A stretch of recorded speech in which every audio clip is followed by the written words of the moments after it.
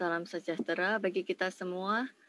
Selamat pagi Bapak Ibu yang telah bergabung di webinar series Direktorat Jenderal Guru dan Tenaga Kependidikan yang akan berlangsung pada pukul 8 sampai 10 waktu Indonesia Barat.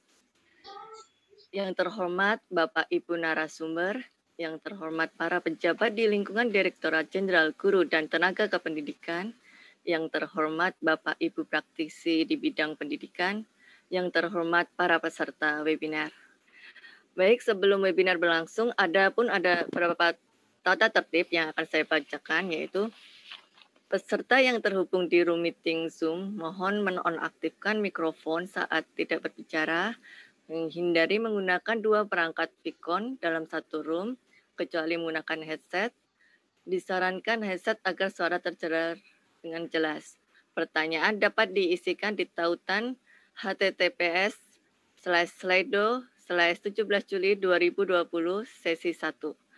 Sertifikat didapatkan melalui login pendaftaran di akun https://kementikbud.go.id/webinar_webinar. Tayangan ini live di YouTube GTK Dikmendikbud TV channel.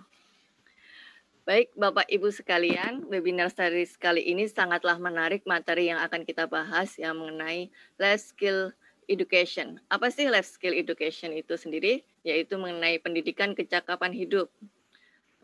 Selama ini orang tua maupun pendidik ya menuntut anak didiknya, para siswanya untuk mendapatkan nilai akademis yang baik dari segi ilmu pengetahuan, matematika, bahasa, tetapi hal itu tidak bisa sepenuhnya menunjang untuk kesuksesan mereka di masa depannya.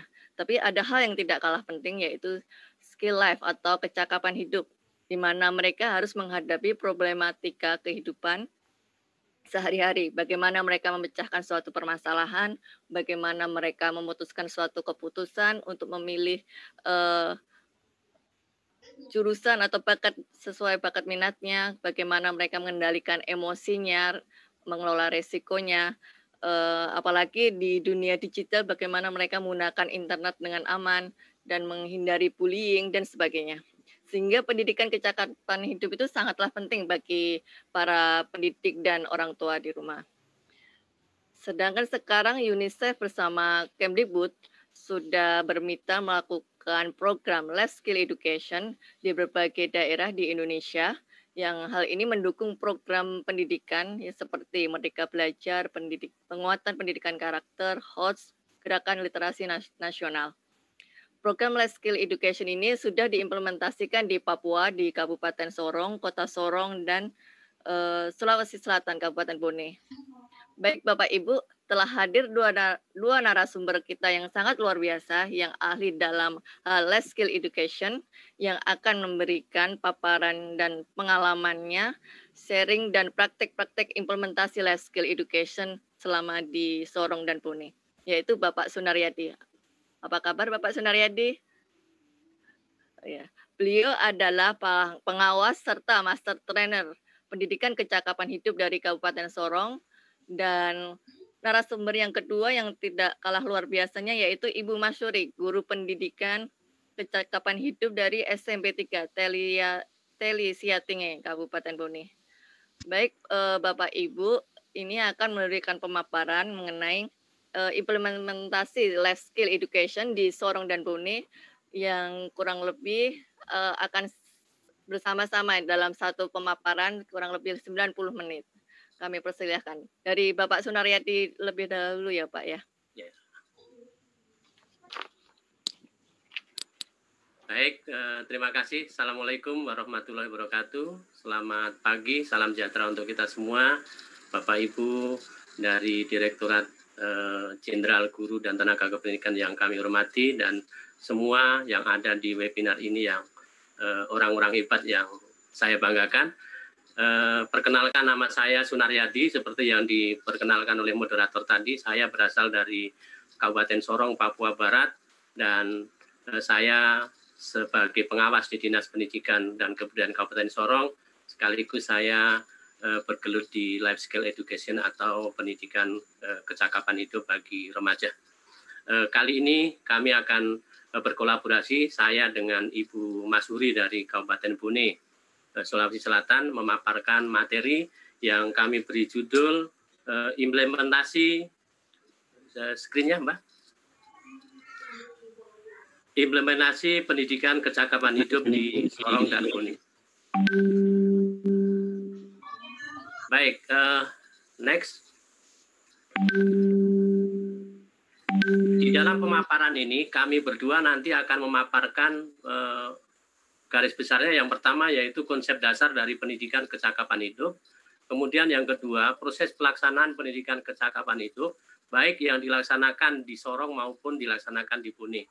Kemudian hasil pembelajaran pendidikan kecakapan hidup, dan yang terakhir adalah proses replikasi.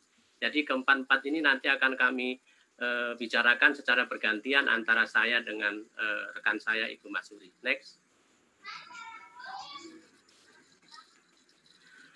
Pendidikan keterampilan hidup atau kecakapan hidup atau biasa kita menyebut dengan LSC atau PKH untuk remaja jika dihubungkan dengan pendidikan pada abad 21 yang dikhususkan atau diterapkan untuk remaja-remaja kita, diharapkan para remaja setelah diberikan kurikulum pendidikan kecakapan hidup akan mampu untuk mengelola stres. Karena pengelolaan stres atau manajemen stres ini sangat penting bagi anak-anak remaja baik di tingkat SMP maupun di tingkat SLTA. Karena di masa-masa seperti itulah mereka nanti akan terlalu banyak stres baik yang didapatkan dari lingkungan, dari sekolah maupun dari tempat lain. Yang kedua yang diharapkan para remaja akan mampu mengelola resiko. Apakah keputusan yang diputuskan oleh remaja itu mengandung resiko tinggi atau tidak beresiko ataupun resikonya sedang.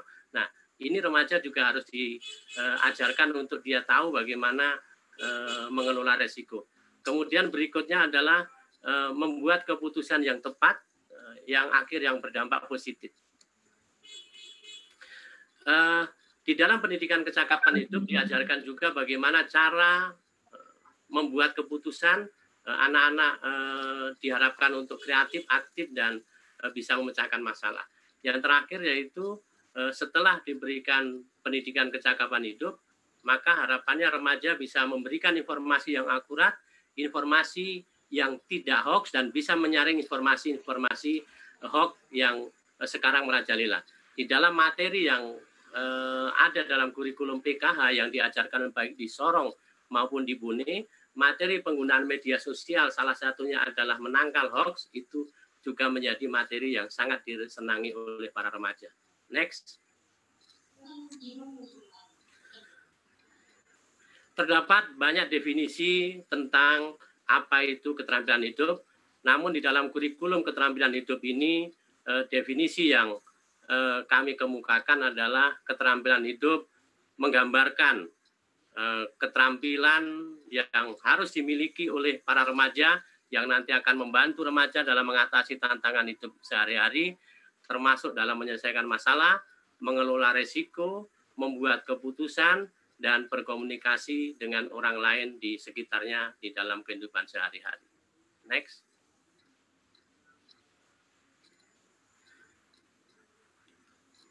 Suatu pendidikan menurut konsep yang diluncurkan dari UNICEF dan konsep-konsep secara umum, maka pendidikan dinyatakan utuh dan lengkap apabila memiliki 3 jenis keterampilan. Nah, 3 jenis keterampilan itu kalau digambarkan seperti pada gambar yang ada di tayangan itu seperti sebuah kursi yang memiliki 3 kaki. Nah, yang pertama harus memiliki keterampilan akademik. Sebagai contoh keterampilan akademik itu remaja tahu tentang matematika.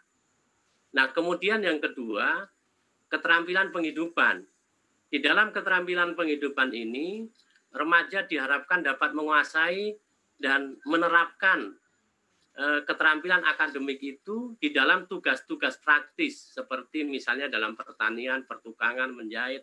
Kalau tadi saya berikan contoh di keterampilan akademik itu matematika, maka keterampilan penghidupannya misalnya pertukangan, misalnya pertanian. Nah, kemudian yang ketiga, yang harus ditopang juga oleh yang ketiga, yaitu keterampilan hidup atau life skill. Nah, inilah yang akan dipelajari oleh para remaja, sehingga nanti para remaja dapat memahami dirinya sendiri, dapat memahami orang lain, dan juga memahami dunia dan di mana dia bertempat, dan di mana dia hidup.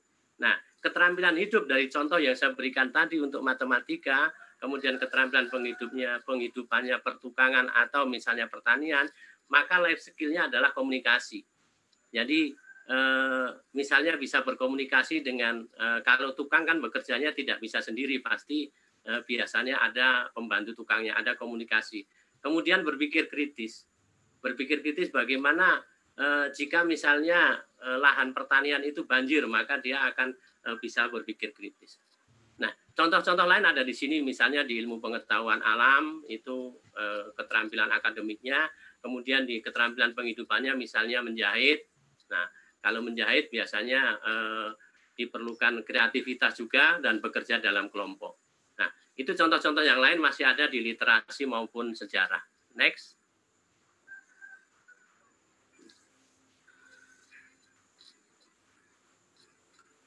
Menurut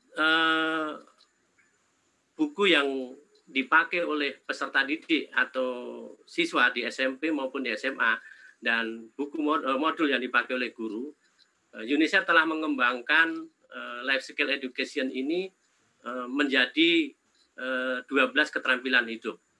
Nah, 12 keterampilan hidup itu yang pertama adalah kreativitas. Nah, sesuai dengan tayangan itu, kreativitas diharapkan remaja akan lebih kreatif. Contohnya seperti di dalam masa COVID-19 ini, remaja akan kreatif. Bagaimana dia menyiasati yang harus belajar dari rumah dan mungkin keterbatasan lingkungan yang sangat terbatas, maka remaja diharapkan akan lebih kreatif. Kemudian yang kedua, berpikir kritis. Nah, berpikir kritis ini kemampuan menganalisa dan kemampuan mengambil keputusan, termasuk nanti akan membedakan mana itu mitos, mana itu fakta, mana itu yang hoax dan mana itu yang bukan hoax, dan lain sebagainya. Jadi berpikir kritis, bisa membedakan, bisa menyaring-nyaring. Karena kalau tidak diajarkan tentang critical thinking ini, maka bisa dimungkinkan remaja kita nanti akan termakan oleh mitos-mitos ataupun berita-berita hoax. Yang ketiga adalah menyelesaikan masalah atau problem solving. Nah, diharapkan para remaja setelah belajar pendidikan keterampilan hidup, maka mempunyai kemampuan untuk menyelesaikan masalah dari barang-barang yang atau masalah yang terjadi, yang nanti akan memuaskan dirinya sendiri maupun memuaskan semua pihak. Jadi problem solving ini juga penting sekali. Kemudian yang berikutnya, yang keempat, dari 12 keterampilan hidup yang diharapkan nanti akan didapatkan oleh remaja setelah remaja belajar PKH, yang keempat yaitu bekerja sama. Nah, kerjasama ini penting karena apapun yang kita lakukan, jika itu hanya dikerjakan sendiri, maka hasilnya kurang memuaskan. Dan di dalam kerjasama ini, remaja diajarkan untuk walaupun beda ide, tetapi tujuannya adalah tujuan bersama. Yang kelima adalah kemampuan bernegosiasi. Kemampuan bernegosiasi ini salah satunya adalah kemampuan untuk mempertimbangkan kebutuhan apa yang dibutuhkan untuk mencapai sebuah rencana. Nah, ini juga menggambarkan bahwa UNICEF peduli bahwa anak-anak juga harus bisa mulai belajar untuk bernegosiasi dengan pihak-pihak terkait, misalnya di dalam membuat sebuah aksi di sekolah. Aksi dalam hal ini kita asumsikan bahwa aksi-aksi yang positif seperti menjadi duta kebersihan atau duta sanitasi atau membuat pentas seni, maka dengan negosiasi ini remaja diharapkan mampu untuk dia bernegosiasi dengan semua pihak, termasuk pejabat-pejabat yang ada di lingkungannya masing-masing. Kemudian yang keenam adalah pengambilan keputusan. Nah, pengambilan keputusan penting untuk remaja karena jika dilatih dari remaja, maka di kelak kemudian hari mereka akan lebih matang lagi. Kemudian yang ketujuh itu mengatur diri sendiri. Nah, di dalam mengatur diri sendiri ini di dalamnya termasuk mengelola atau memanajemen stres dan emosi. Nah, penting bagi remaja untuk bisa di masa-masa peralihan antara masa anak-anak ke dewasa, banyak sekali problem, termasuk problem bagi anak perempuan bagaimana awal-awal dia akan mengalami perubahan secara fisik maupun psikis, maka diharapkan para remaja tidak stres dengan bisa mengelola stres dan bisa mengelola emosi. Kemudian berikutnya yang ke-8 yaitu ketahanan. Yang ke-8 resilient atau ketahanan yang dimaksud di sini setelah belajar PKH remaja akan mampu bangkit kembali jika suatu ketika remaja itu mengalami hal-hal yang tidak diinginkan. Misalnya remaja di tingkat SMA dia dijauhi atau diputuskan oleh teman-teman dekatnya ataupun oleh sahabat karibnya, maka dia akan bisa bangkit kembali. Kemudian pada saat dia secara akademik mendapatkan nilai yang kurang bagus, maka dia akan bisa mempunyai ketahanan yang bagus untuk kembali ke posisi yang normal. Kemudian berikutnya yang ke-9 yaitu kemampuan berkomunikasi. Nah, kemampuan berkomunikasi ini kita semua sudah tahu bahwa dari mulai kecil remaja-remaja dan anak-anak kita dilatih untuk bisa berkomunikasi dengan baik. Kemudian yang ke-10 yaitu menghargai perbedaan. Nah, menghargai perbedaan, di dalam menghargai perbedaan ini sudah barang tentu anak-anak harus diajarkan dari awal, karena konsep kebinekaan ini harus tetap melekat di benak anak-anak. Anak-anak tidak boleh membeda-bedakan itu berasal dari mana, itu rambutnya seperti apa dan kulitnya seperti apa, tetapi perbedaan baik perbedaan suku, agama, atau ras itu adalah hal yang wajar bagi kita di Indonesia. Kemudian yang ke-11 berempati, kemampuan berempati. Harapannya setelah selesai mengikuti pendidikan keterampilan hidup atau life skill education, remaja kita akan berempati. Apalagi di dalam situasi pandemi COVID-19 ini, remaja mulai diajarkan juga untuk berbagi dan berempati dengan teman-temannya yang membutuhkan. Dan ini juga di Sorong dan di Bone juga sudah dilakukan. Kemudian yang terakhir, yang ke-12 adalah kemampuan berpartisipasi. Ini sudah bukan zamannya lagi anak-anak ataupun remaja kita dilatih hanya sebagai pendengar, tetapi dia juga harus terlibat dan menjadi peserta aktif di dalam sebuah kegiatan ataupun di dalam menentukan sebuah kebijakan di dalam lingkungannya masing-masing. Nah, dari hasil penelitian dan pengamatan kami dari 12 keterampilan hidup yang dikembangkan di dalam pendidikan keterampilan hidup ini, kalau kita kaitkan dengan yang digembar-gemborkan oleh Kementerian Pendidikan dan Kebudayaan, yaitu tentang HOTS, PPK, dan Merdeka Belajar, maka ini menjadi hal yang sangat erat hubungannya. Nah, next.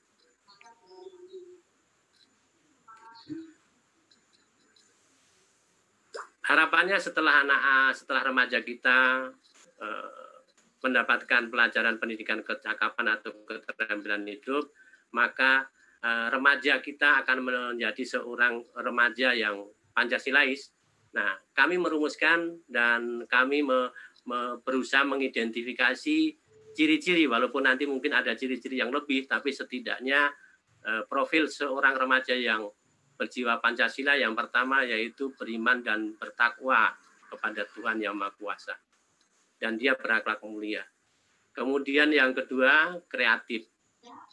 Yang ketiga, dia akan bergotong royong dengan teman-temannya dan dengan lingkungannya. Kemudian yang keempat, berkebinekaan yang global. Nah, berkebinekaan yang global ini bisa kita tanamkan dari awal, karena remaja diharapkan untuk bisa menerima perbedaan dari orang lain. Kemudian yang berikutnya, yang kelima, yaitu bernalar atau berpikir kritis. Remaja tidak hanya menerima apa yang disampaikan oleh teman-teman ataupun yang terjadi di lingkungannya sebagai penonton, tapi dia harus kritis.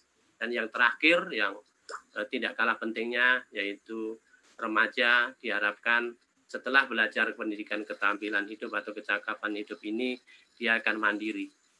Mandiri dalam arti mandirinya seorang remaja, bukan mandiri sebagai seorang orang tua.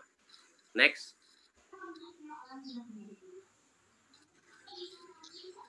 Pengembangan nilai-nilai karakter kalau kita hubungkan dengan apa yang tadi sudah disampaikan tentang 12 keterampilan hidup yang diharapkan setelah remaja belajar tentang PKH atau LSE, kita melihat bahwa pendahulu kita Ki Hajar Dewantoro pernah menyampaikan filosofi sebuah pendidikan yang utuh itu harus meliputi atau di dalamnya ada tentang olah hati atau etika, ada di dalamnya tentang olah pikir atau literasi, ada juga di dalamnya tentang olah karsa atau estetika, dan yang terakhir ada juga di dalamnya olahraga atau kinestika. Nah, dari keempat filosofi yang disampaikan oleh pendahulu kita, Bapak Pendidikan Nasional, Bapak Ki Hajar Dewantoro, maka kita tahu semua bahwa pemerintah telah merumuskan melalui peraturan Presiden nomor 87 tahun 2017 tentang penguatan pendidikan karakter, maka nilai-nilai karakter yang sejatinya sudah ada di dalam diri remaja kita, seperti contohnya religius. Remaja kita, kalau anak-anak yang Kristen biasanya mereka membentuk sebuah kelompok yang disebut dengan persekutuan anak remaja. Kemudian kalau yang Islam ada remaja masjid dan seterusnya. Dan religius ini menjadi dasar seperti halnya kita melihat di dalam Pancasila, yaitu yang pertama ketuhanan yang Maha Kuasa, yang Maha Esa. Kemudian nilai karakter yang lain yang pastinya sudah dimiliki oleh anak-anak kita atau remaja kita, yaitu jujur, toleransi, disiplin, kerja keras, kreatif, mandiri, demokratis, dan ini semua sebenarnya sudah ada di anak-anak kita, sudah ada di remaja kita. Dan pemerintah di sekitar tahun 2009-2010 sudah meluncurkan tentang pendidikan karakter dengan 18 nilai-nilai yang ada di tayangan ini. Tetapi dengan adanya peraturan Presiden nomor 87 tahun 2017, maka nilai-nilai itu dikristalisasi menjadi 5 nilai utama. Ini 5 nilai utama karakter. Yang pertama adalah religius, yang kedua nasionalis, yang ketiga mandiri, yang keempat gotong royong, dan yang terakhir integritas. Urutannya tidak menunjukkan prioritas mana yang harus didahulukan, tetapi 5 nilai utama ini menjadi satu kesatuan yang utuh yang diharapkan remaja-remaja kita nanti juga mampu dan memiliki kemampuan dan memiliki karakter seperti yang tadi sudah saya sebutkan. Next.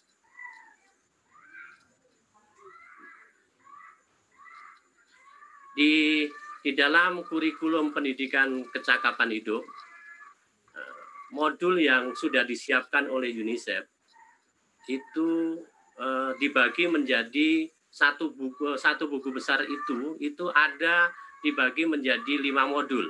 5 modul di dalamnya. Modul pertama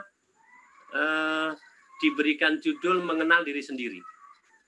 Modul pertama, kedua, ketiga, keempat, dan sampai dengan modul kelima, di dalam konsep pendidikan kecakapan hidup yang dilaksanakan di Kabupaten Bone maupun di Kabupaten Sorong, dilakukan dalam 22 kali pertemuan. Nah, jadi dalam 1 tahun itu 22 kali pertemuan. Memang kemarin di tahun pelajaran ini sedikit agak tersendat karena di bulan Maret, akhir Maret atau pertengahan Maret, rata-rata sekolah dibuat menjadi belajar dari rumah. Tetapi modul-modul itu remaja dan anak-anak yang menjadi sasaran pendidikan kecakapan hidup, itu modul itu sudah dipegang oleh mereka masing-masing. Kembali ke modul 1, di modul 1 itu remaja diharapkan bisa tahu identitas dia sendiri. Identitas bukan hanya tahu nama saya Sunaryati, bukan seperti itu, tapi kelebihan dan kekurangan saya apa, potensi saya apa. Kemudian bisa mengekspresikan emosi. Emosi di sini dalam arti emosi positif. kemudian pencitraan tubuh yang positif dan menjalani pubertas. Nah, di dalam modul 1 ini yang terakhir menjalani pubertas sangat penting sekali baik bagi remaja laki-laki maupun remaja perempuan karena ini nanti keterkaitannya dengan pengelolaan stres. Kemudian modul 2 diberikan judul membentuk kebiasaan sehat. Di dalamnya ada tentang kebersihan diri, olahraga, dan gizi, merokok, alkohol, dan obat-obatan lain. Ini cocok sekali dengan situasi yang ada sekarang, makanya di dalam keadaan anak-anak harus belajar dari rumah, beberapa remaja yang ada di Kabupaten Sorong dan di Kabupaten Bone, mereka juga membuat video-video, membuat karya-karya seperti video bagaimana mereka mencuci tangan menggunakan sabun. Nah, itu semua sebenarnya di dalam pendidikan kecakapan hidup juga sudah diajarkan. Kemudian juga sejalan dengan apa yang disampaikan oleh pemerintah dalam situasi pandemi COVID-19 ini, olahraga dan makan makanan yang bergizi sangat penting. Nah, di dalamnya remaja diajarkan untuk memaksimalkan makanan-makanan bergizi yang ada di lingkungan masing-masing. Kemudian yang terakhir, internet dan media sosial. Nah, ini penting karena remaja kita bagaimana caranya mereka nanti bisa menangkal berita hoax, kemudian mitos-mitos yang membuat anak-anak kita itu nanti akan menjadi kebingungan. Modul ketiga diberikan nama pengembangan hubungan yang positif. Di dalamnya ini lebih banyak ke interaksi antara remaja dengan remaja ataupun yang terjadi di dalam pada remaja itu sendiri. Di antaranya yang pertama yaitu berteman. Nah, berteman kemudian cinta. Nah, apa itu cinta? Cinta di sini kita juga tidak mengajarkan yang terlalu berlebihan, tetapi cinta dalam versi remaja, ya, artinya cinta kepada orang tua, cinta kepada lingkungan, yang seperti itu. Kemudian kesehatan reproduksi. Ini juga menunjang mata pelajaran lain dalam mata pelajaran IPA, kesehatan reproduksi, pengenalan organ-organ tubuh dari anak-anak, organ-organ seksual itu juga sudah diperkenalkan di pelajaran pendidikan jasmani, olahraga, dan kesehatan juga ada, dan diperkuat juga di dalam kurikulum pendidikan kecakapan hidup. Kemudian yang terakhir di dalam modul 3 ini dipaparkan tentang kesehatan seksual. Kesehatan seksual itu intinya adalah kalau dulu kita mengatakan infeksi menular seksual, jadi penyakit-penyakit yang berhubungan dengan organ-organ seksual atau organ-organ bagian dalam di remaja. Modul keempat adalah dunia yang lebih baik. Remaja mulai dikenalkan tentang hak asasi manusia dan otomatis juga sesuai dengan konvensi anak bahwa remaja yang diajarkan itu kan masih termasuk anak, maka juga diberikan pemahaman tentang hak asasi anak. Nah, jadi di samping secara umum tetapi secara khusus untuk hak anak juga ada. Kemudian kepedulian terhadap lingkungan. Kepedulian terhadap lingkungan salah satunya yaitu anak-anak bagaimana melihat lingkungan itu misalnya terlalu banyak sampah plastik dan lain sebagainya. Kemudian kesetaraan gender dan perdamaian dan konflik. Nah, ini sangat menarik di modul 4 ini. Walaupun sebenarnya di modul semua 1, 2, 3 itu juga menarik, tetapi modul 4 ini anak-anak sangat antusias karena ini sudah lebih luas. Di modul kelima atau modul terakhir ini diberikan judul aksi nyata. Dari modul 1, 2, 3, 4 di situ kan nanti ada permasalahan-permasalahan dan di dalam cara pembelajaran itu, kalau pembelajaran dengan kurikulum PKH itu sebelum ditutup, guru PKH akan menyampaikan tantangan yang dibawa pulang ke rumah. Seperti halnya PR, tapi kalau kita mengatakan PR itu terlalu memberatkan, tetapi tantangannya, misalnya tantangannya apa? Tantangannya 1 hari ini saya harus bisa membersihkan lingkungan saya. Nah, nanti dilaporkan di berikutnya. Nah, di aksi nyata itu remaja diharapkan akan bisa mengidentifikasi dan menganalisis masalah yang ada di lingkungan yang berkaitan dengan dia ataupun di sekolah. Kemudian merencanakan sebuah proyek yang bisa dilakukan oleh remaja dan teman-temannya. Pengalaman kami di Sorong, itu anak remaja di SMA Negeri 2 Kabupaten Sorong di tahun 2017 kemarin membuat parade budaya Nusantara.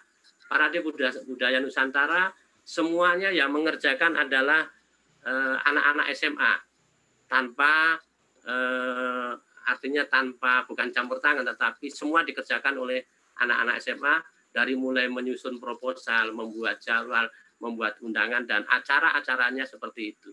Dan alhamdulillah sangat spektakuler. Dari UNICEF memiliki video-video juga didokumentasikan. Nah, dihadiri juga oleh bupati, dihadiri juga oleh pejabat-pejabat yang lain. Next. Di dalam pendidikan kecakapan atau keterampilan hidup, metode belajar yang ditawarkan itu sangat bervariasi. Kami menggolongkan menjadi 4, yaitu peran guru. Nah, peran guru di dalam pendidikan keterampilan atau kecakapan hidup ini, guru sebagai fasilitator, bukannya sebagai sumber utama. Tugas guru lebih banyak dia menggali, lebih banyak dia menanyakan di remaja apa yang kamu miliki, apa yang kamu ketahui, seperti itu seterusnya. Kemudian peran atau pengetahuan siswa. Di dalam PKH atau pendidikan keterampilan hidup, kita asumsikan bahwa remaja-remaja kita ini telah memiliki beberapa pengetahuan dasar tentang apa yang menjadi pengalaman hidup mereka. Kita memposisikan anak-anak itu dengan pendekatan andragogi. Jadi remaja sudah memiliki pengetahuan dasar, sudah ada isinya, tinggal kita gali. Kemudian yang ketiga, gaya komunikasi guru.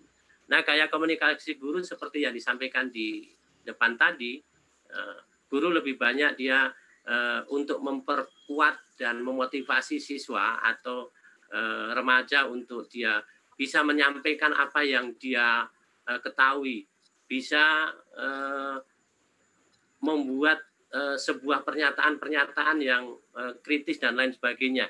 Dan nanti lebih banyak dari guru atau fasilitator yang tadi saya sebutkan di depan itu lebih banyak memberikan klarifikasi dan lebih banyak mendengar dan tidak mengatakan Anda salah dan Anda benar, tetapi memberikan motivasi dan mereka akan tahu dengan sendirinya apa yang mereka sampaikan.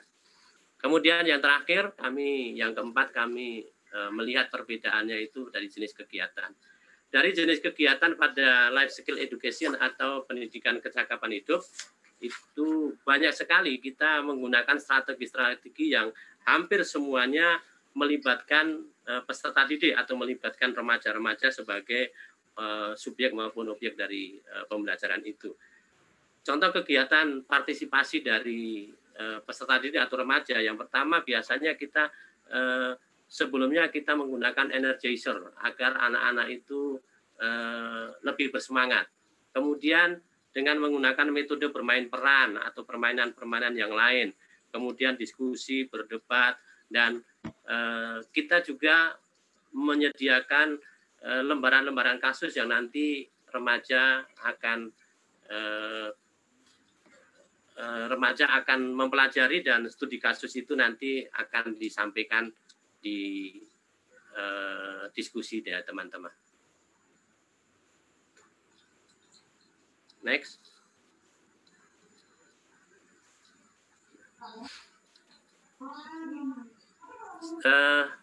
Yang terakhir dari saya, nanti sebelum saya sampaikan, saya berikan kepada kolega saya, Ibu Masuri, saya akan menyampaikan atau memaparkan kenapa pendidikan keterampilan hidup ini penting di Papua. Konteks Papua ini adalah tanah Papua, jadi Papua dan Papua Barat. Nah, populasi remaja di Papua Barat itu sangat besar.